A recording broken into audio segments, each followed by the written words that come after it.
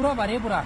Bakıda tək tük yerlərdən biridir ki, rayondan müştərilər var, gəlirlər, yeyib içib qayıdırlar. Düzü bunu eşidəndə inanmadım, amma doğruymuş. Azərbaycanın dörd bir yanından buranın çəpişinə və ocaqüstü balıqlarına gələnlər var. Sudak nar soğanda, bu sazan, nərə balığının sırdağı, bəh.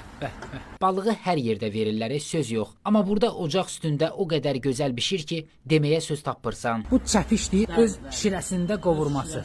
Xəyyam ustanın qızıl əlləri qızılboğaza həqiqətən həyat verir. Deyilənləri nəzərə alıb, biz də çəpişin qovurmasını və tikəsini yoxladıq. Qovurma deyəndə ki, bizdə buna buğlama deyirlər. Amma burada niyəsə adını qovurma qoyublar. Tam ciddi deyirəm, mən çoxdandır bir yeməkdən bu qədər çox ləzzət almırdım.